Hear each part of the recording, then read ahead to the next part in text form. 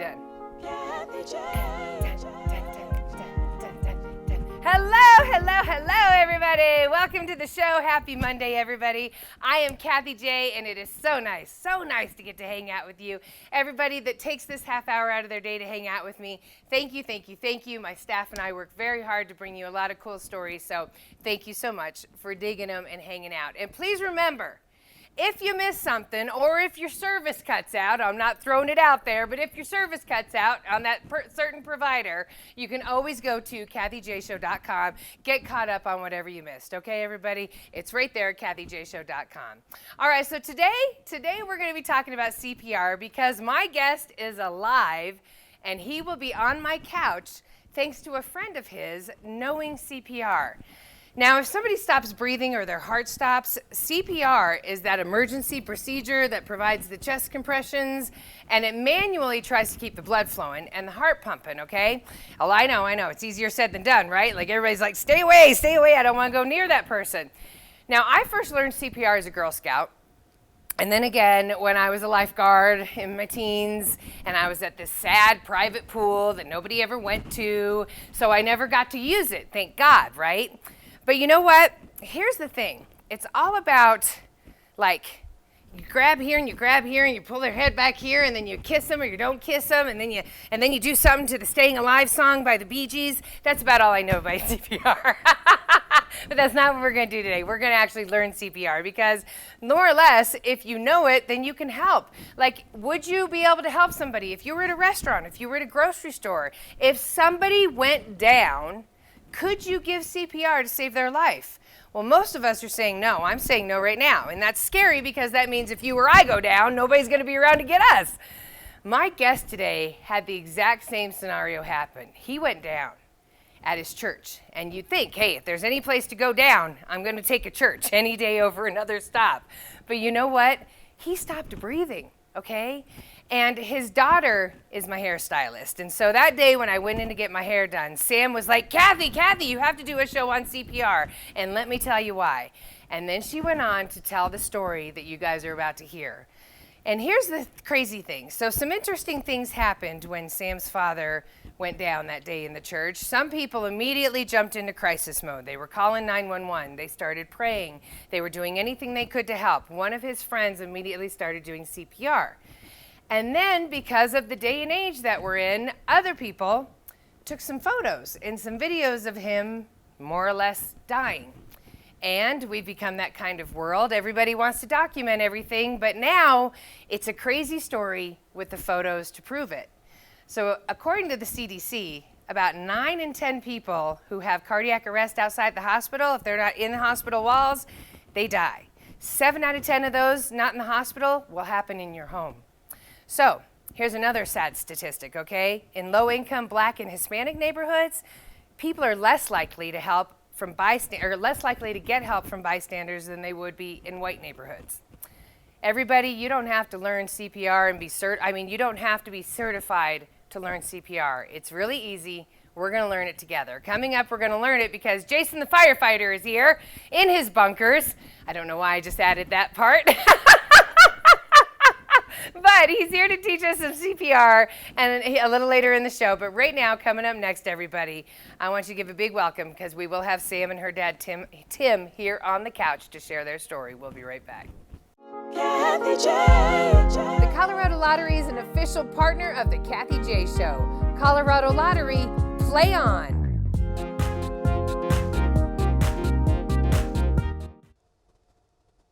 Kathy J.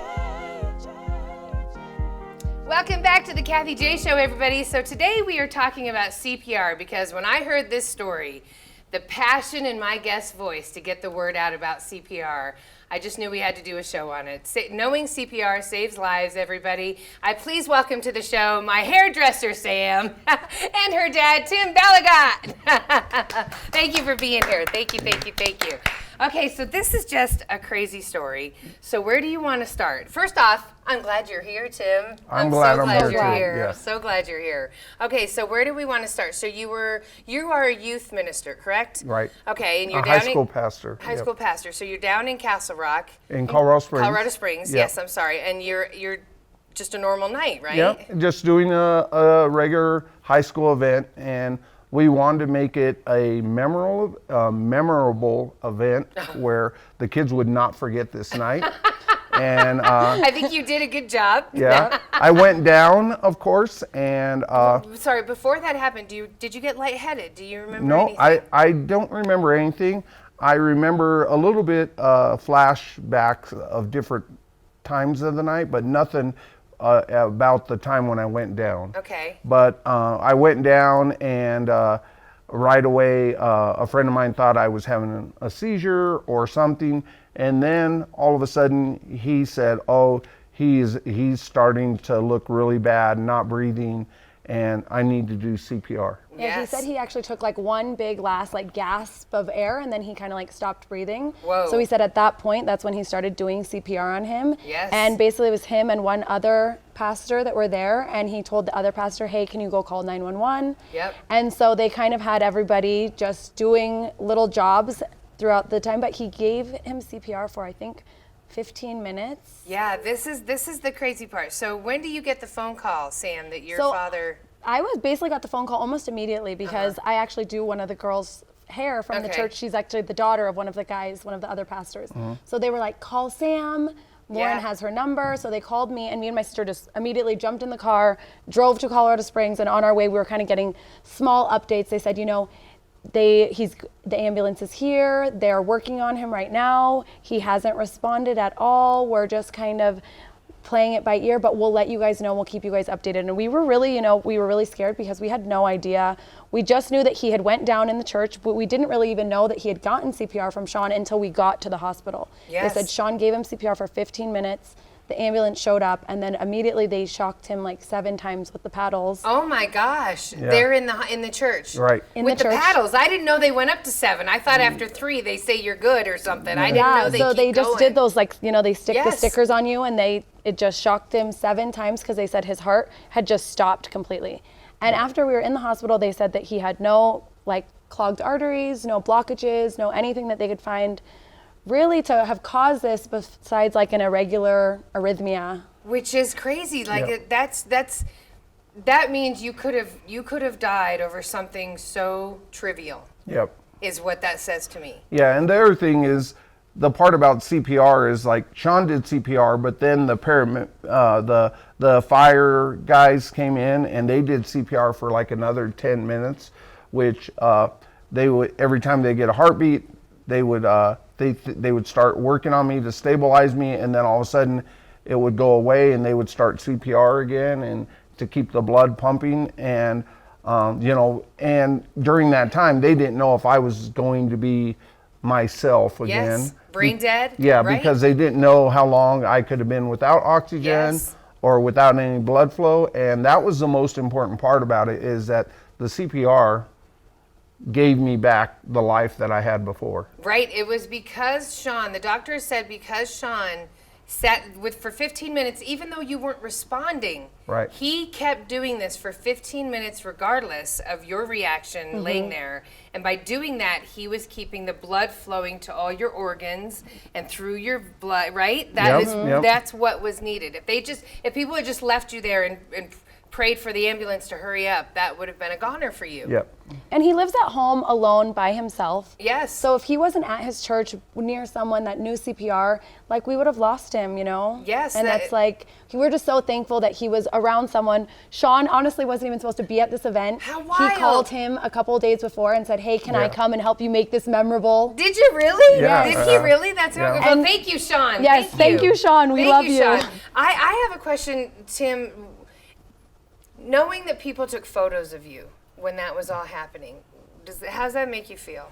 It doesn't make me feel uncomfortable. It was something that I felt like was ordained by God to Okay. document the time, and that it would be a witness and be used at a later time like today. Yes. To tell people the importance of everything, the importance of CPR, the importance of doing the right thing and doing your part. Yeah. And everybody had a piece of the puzzle, like calling 911. There was a couple people that were praying, and there was Sean doing CPR, Yeah. and there was another young guy that was there to assist Sean. if he would have got tired or whatever. And all of that happened for a reason, you know what I mean? Yes, and no. I think it's a reason like today to talk about the importance of CPR, the importance of us doing our part for not only for those that we love, but for the people around us. Yes, and you are very loved. When you went into the hospital, the whole church showed up outside. Yeah. That is so cool. Look at everybody coming to say hi to you. Yeah, there was like 250 kids and parents that showed up, and the hospital allowed me to walk out of the hospital and go down and greet them. And Yeah, until you got that stiff breeze that came right up through the dress. well, hey, that's not a dress. It's a tunic. I know, it's a tuning. Now, here's the craziest part, everybody, about this story, and this is another reason why you need to learn CPR. You ready for this? Tim, would you tell everybody how long ago this was? It was August 13th. Do you believe that? August 13th, he was out for 15 minutes, and here he is, and it was because of CPR. So if that right there doesn't let everybody know, right? If you don't have goosebumps like I do, that this man is walking, and you, how long after that, when you went into the hospital, did you walk out of the hospital? I walked out of ICU The next morning. the next morning, 12 hours later. I walked out of ICU to my own room, and then the next day, Sunday, was the day the kids showed up, and I walked out of the 6th floor room downstairs all the way outside, not in a wheelchair. Yeah, not in No. a wheelchair. He walked the That's whole amazing. way, walked out the front door, and was totally back to normal even in the emergency room that night when he came to. You know, they told us we have no idea what state he's going to be in. Right. He hasn't come to at all. He was immediately talking, telling jokes, Yeah. making us laugh. We heard about some of your jokes. We won't repeat them. They weren't even good enough for us to be able to repeat right now on TV. True that. But even All right. the nurses and doctors were so happy that they got to work on him. Yes, and so at the end of the day, there wasn't anything to say what happened. You Nope. don't. It's not like it was a clogged artery or Nope. anything. You have to go with this heart arrhythmia and hope that this doesn't happen again. Right. So he Okay. has a defibrillator installed I was now. going to say, and now you have a defibrillator, which helps. You have your own personal Sean right there. Yeah. Okay, I love that. Okay, thank you so much for sharing your You're story, welcome. Tim. Thank you, Sam. Oh, we're love so you happy. guys. We love you. When we come back, everybody, Jason the firefighter is here. We are all going to learn some CPR together. We'll be right back. Ramos Law is an official partner of the Kathy J Show. He's a medical doctor and a lawyer. Ramos Law, what makes us different makes us better.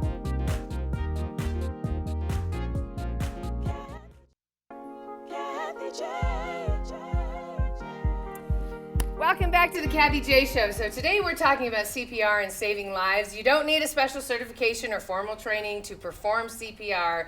You do need the education though. If cardiac arrest happens to someone near you, don't be scared, just be prepared, all right? Please welcome Jason, our firefighter from Adams County. Hi, Jason. Hello. Thanks for having me. Thank you. Okay, crazy story about Tim, right? Crazy, amazing, amazing. amazing story. It just sounds like everything was exactly the way it was supposed to be, and everything was people were where they're supposed Yep. to, and it was amazing. On average, how many calls do you go to where CPR needs to be performed? We talking yearly? Oh, I don't know, a week? I work a 48-hour shift, and at least once in my 48-hour shift, there'll be a CPR call for one of our four stations that we respond out of. So. And if 7 out of 10 of them are happening in our homes, we all need to know CPR. Oh, definitely. Yes, okay. Definitely. All right, definitely. all right. And So- it's because it's very basic. It is very, as everyone will see, it's very simple to do. It's very easy to do, and. Do I need to do mouth-to-mouth anymore? So, no. Okay, let's get into it. Yes, All right, yes, go for it. Yes, a lot of people aren't, they've come to find out that it's really about good blood flow, at least for the time it takes until emergency services Until get you there. guys get there. Until we get there. So, Okay. if you call 911, right away is the first thing you need to do is call 911. And then as soon as you do that, you start with CPR.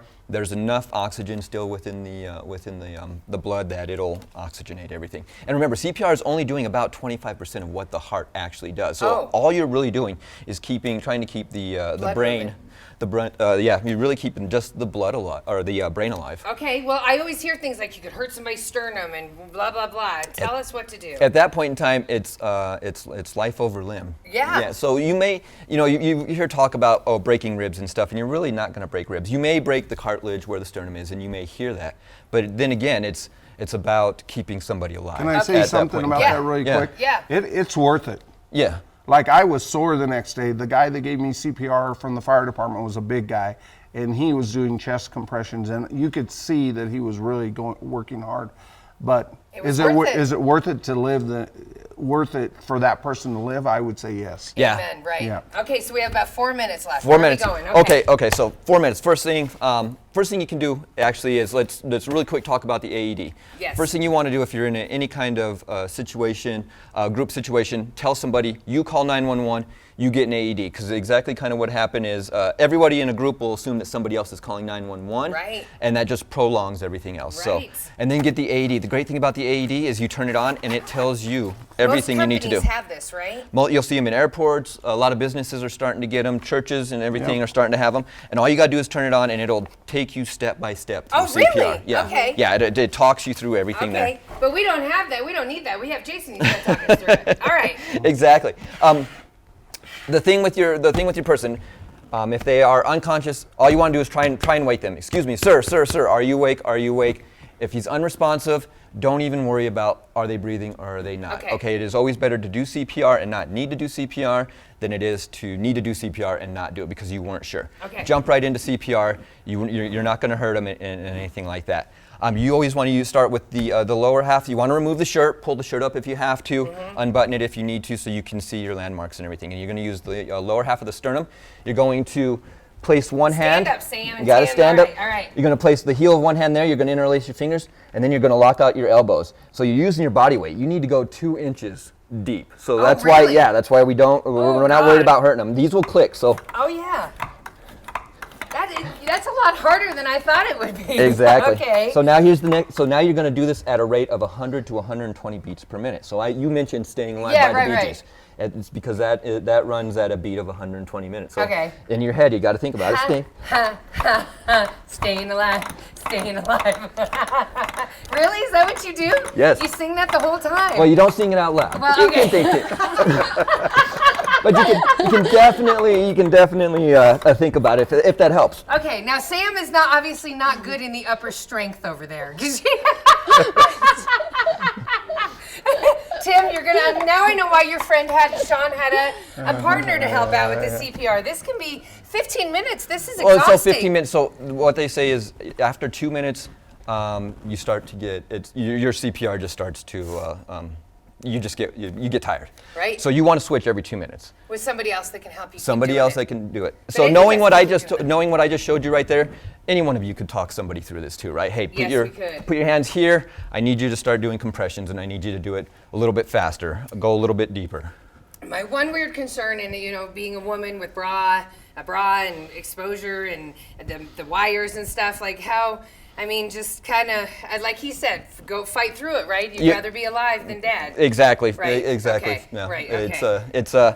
Unfortunately, at that point in time, EMS is a very touchy-feely profession, and at that point in time, it's life over limb. No one's paying attention to anything like that. No, right. That's what just wanted to throw it out there because I know a lot of guys would be like, "Ooh, I'm so nervous." No. Her parts are right there. Yeah. Okay, yeah, but it's about saving someone's life at that point in time. That's awesome. Do you have certifications? Do you find that people? I mean, obviously, this is what you need to do. I mean, can people get certified? Oh, 100%. You can do it through American Heart Association, their website. You can do our fire department, most other fire departments will teach CPR classes and stuff that you can get certified through for their community and all that stuff. You just go to their website. So yeah, it's all over the place. It's not hard to find. Thank you so much. Thank you, Jason. Thank you, Tim. Thank you, Sam. Everybody will be right back. Excellent. Oakwood Homes is an official partner of the Kathy J Show. Oakwood Homes, building happiness.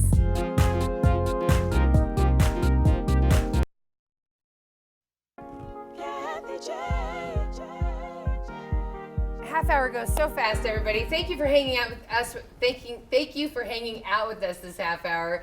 Jason, the firefighter, thank you for being here. Thank you. And for helping all of us all those years up in Adams County. Real fast, what is the earliest somebody could learn CPR? There's never too young to learn how to do it. The younger ones can talk somebody else through how to do it. So that's they can have really somebody with more pressure. Yeah, Awesome. somebody who's a little heavier, a little stronger that could do it on. So it's That's never awesome. never too early to learn. Your 11-year-old knows CPR. She That's does. Awesome. Yes, That's she awesome. does. And Sam, you wanted to let everybody know that there's a website that gives you songs. Yeah, I think if you just look up on YouTube, 120 beats per minute, you can look up all the songs you could do CPR to. Excellent. And thank you so much, Pastor Tim, for being here. Closing thoughts? You got about 30 seconds. Well, I just want to encourage everybody, like, if you're saving somebody's life by doing CPR, you're saving somebody's dad, mom, family member, and I want to encourage you to learn it and help everybody you can in the process. And that's about it. Everybody, thank you.